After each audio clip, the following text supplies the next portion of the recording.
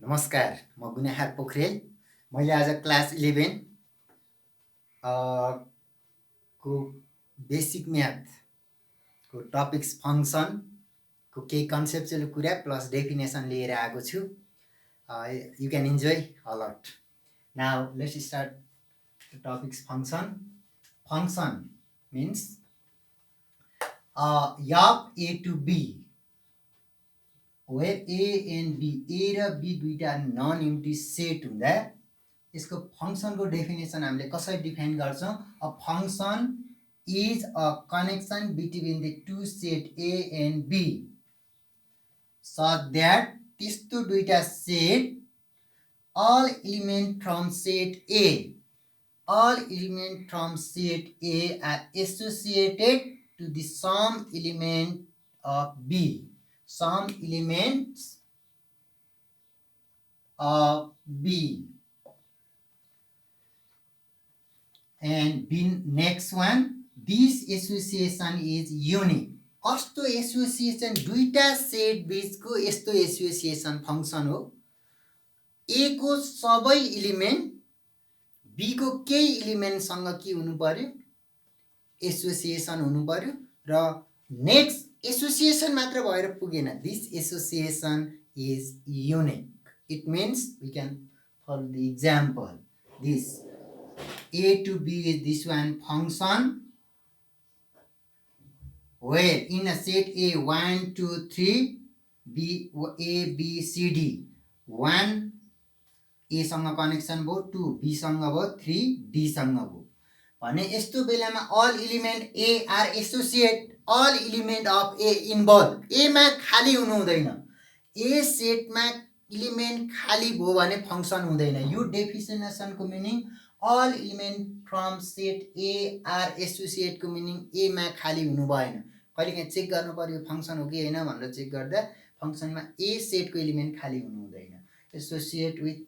अब नेक्स्टमा चाहिँ this association is unique. Unique भनेको जस्तै एकबाट आएको बीमा एउटैमा जानु पर्यो। जस्तै 1 बाट A मा 1 बाटै B मा गएको भए it is not unique. A बाट जाने एलिमेन्ट ए बाट जाने उता एलिमेन्ट के आउनु पर्यो? युनिकमा जानु पर्यो। एउटा सेट ए को बाट सेट बी मा एउटाबाट दुईटा जानु भएन। जस्तै इक्जाम्पल सेट यो ए यो सेट बी यो 1 2 यता ए बी सी हुँदै गर्दा 1 बाट ए 1 बाट बी यसरी दुईटा खाली भए त फङ्सनै भएन। खाली नहुँदा जस्तै यो सपोज फङ्सन भनेर सपोज गऱ्यो भने यस्तो बेलामा यहाँ 1 बाट ए र बी मा गएको कारणले इट इज नट फङ्सन।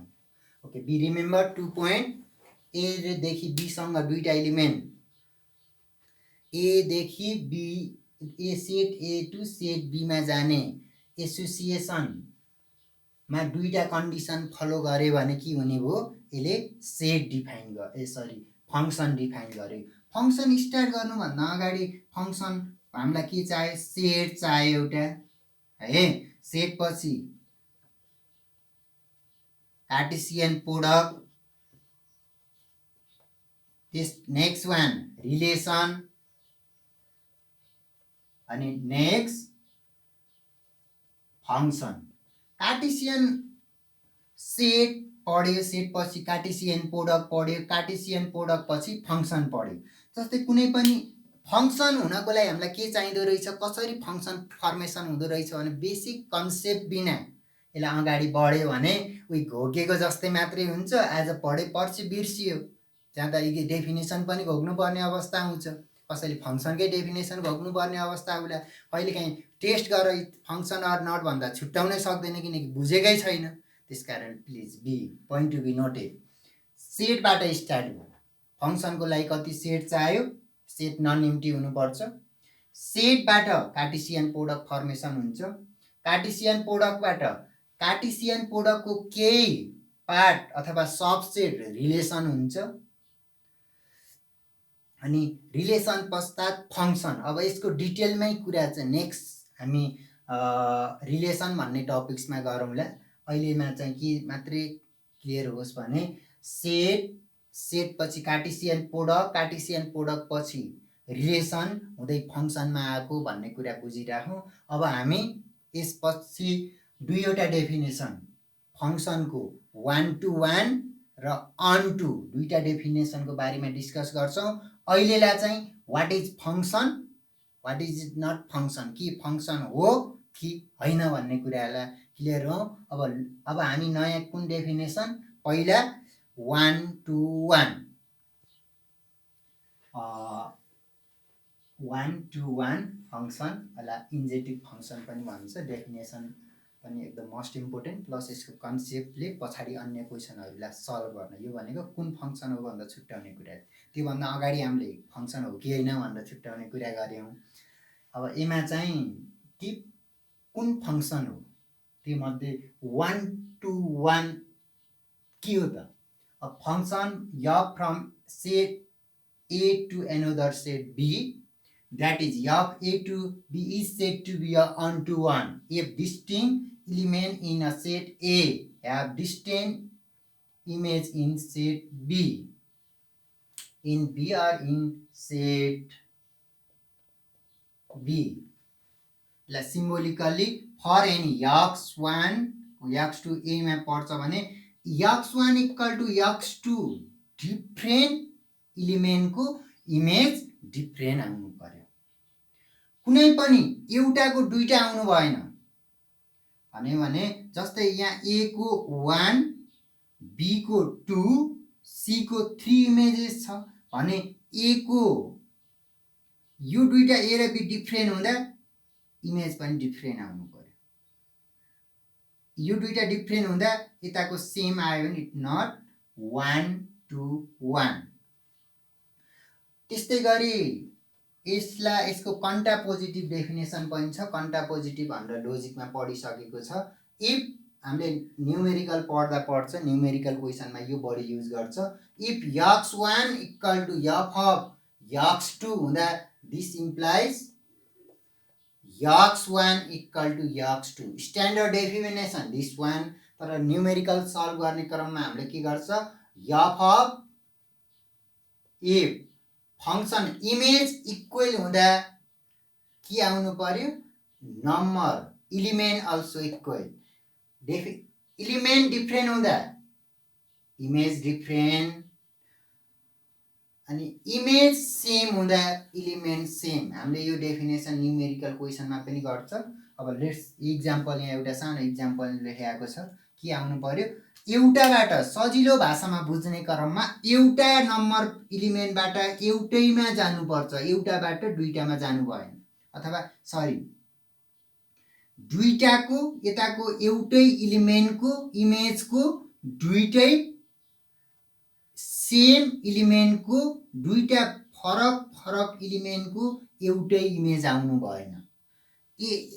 सामान्य तरिकाले बुझ्दा के भन्न पायो, यताको एउटा इलिमेन्टको यता दुईटा इमेजसँग त कनेक्सन भयो भने त फंक्सनै हुँदैन। यता एउटाबाट दुईटामा गयो भने फंक्सन हुँदैन। तर 1 to 1 भन्दा के हुनु पर्यो, यताको एउटाबाट यताको नि एउटैमा जान्छ। सेट ए को एउटा इलिमेन्टबाट यताको नि एउटैमा गयो, बी बाट पनि 2 मा गयो, सी बाट पनि 3 मा, एउटाबाट एउटैमा गयो। जस्तै यताको यसबाट ए मा, बी बाट पनि 1 मा गएको भए के हुन्थ्यो, इलिमेन्ट दुईटा हुन्थ्यो। जस्तै इक्जाम्पल एउटा सानो नहुने मैले एउटा इक्जाम्पल यहाँ क्रिएट गरेँ। यहाँ एउटा सेट ए छ, यहाँ सेट बी छ, यहाँ ए बी छ, सी पनि लेख ल 1 2 3। बी सँग 2 छ, सी सँग सरी बी सँग 2 छ, ए र बी मात्रै लेख्यो भने बी सँग पनि 1 ए सँग पनि 1। यो सेट ए सेट बी छ भने यसले के हुँदैन, यहाँबाट यहाँ ए को पनि 1 बी को पनि 1 डिफ्रेन्ट इलिमेन्टको सेम इमेज। यस्तो हो भने इट नट 1 to 1।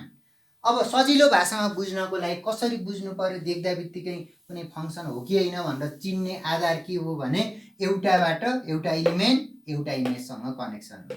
एउटा इलिमेन्ट एउटा इमेज, एउटा भन्नाले डिफ्रेन्ट इमेज। नेक्स्ट वान यता खाली हुँदा समस्या हुँदैन, अथवा सेट यो एउटा सेट ए यो सेट बी छ भने सेट बीमा इलिमेन्ट खाली हुँदा 1 to 1 लाई समस्या हुँदैन। तर 1 2 को लागि अलिकति फरक छ। 1 2 फंक्सनलाई सर्जेटिभ फंक्सन पनि भन्छ। इसको definition of function f from set A to another set B, that is f from A to B is said to be an onto if every element of set B is an image of at least one of set A. B मा को every element को ए सँग connection हुनु पर्यो। Be मा भएको element खाली बस्नु भएन, बी सेटमा भएको इलिमेन्ट खाली हुनु भएन। Every element of B, if every element of set B is an image of at least one, A B मा भएको इलिमेन्ट कुनै न कुनै बी मा भएको सबै इमेज, बी को इमेज भन्नु र बी मा भएको इलिमेन्ट भनेको कुरा एउटै हो, किनकि बी सेटमा भएको इलिमेन्ट ए सेटमा भएको इलिमेन्टको इमेज हो। त्यसकारणले इमेज र इलिमेन्टमा डोन्ट कन्फ्युज नहुनु।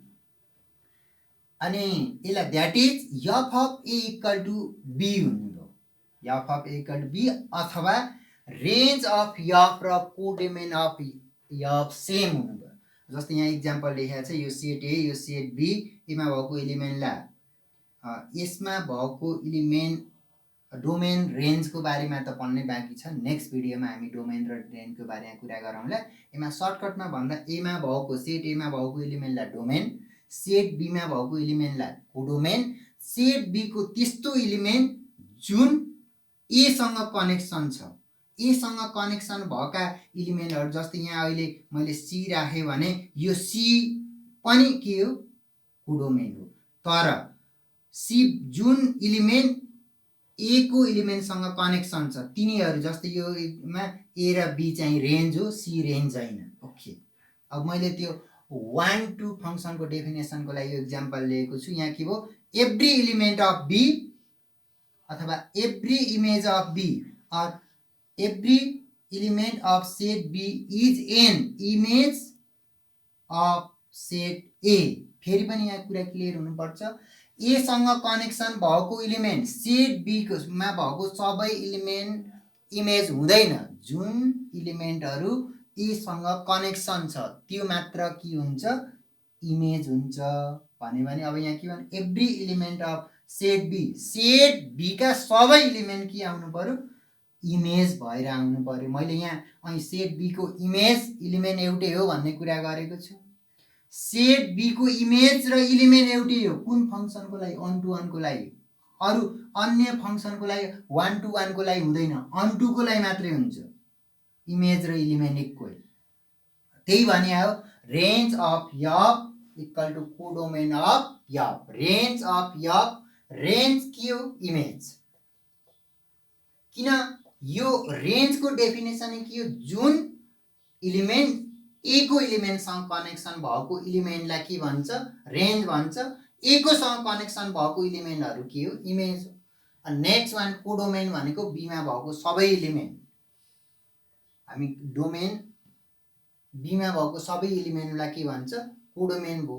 त्यसकारणले गर्दा बी मा भएको सबै इलिमेन्ट ए मा भएको सम्पूर्ण, बी मा भएको सबै इलिमेन्ट अथवा बी मा भएको सबै इलिमेन्ट ए सँग कनेक्सन हुनु पर्यो। बी कुनै पनि इलिमेन्ट खाली हुनु भएन, अथवा सबै element of B, every element of set B, every element of set B मा भएको सबै इलिमेन्ट ए मा भएको इलिमेन्टको इमेज हुनु पर्यो भनेको बी मा कुनै पनि इलिमेन्ट खाली हुनु भएन। ओके, हामीले यो डेफिनेसन न्युमेरिकल गर्ने माने एकदम युज हुन्छ। 1 2 र 1 to 1 को फरक पनि मैले यो भन्दा जस्ट अगाडि के भने, 1 to 1 मा के हुन्छ, यता ए छ यता बी छ, यो ए बाट बी मा जाने फंक्सन f, ए मा के थियो, ए बी सी, यता 1 2 3 4, ए मा चाहिँ एउटाबाट एउटैमा जान्छ, बी बाट 2 मा गयो, सी बाट 3 मा गयो।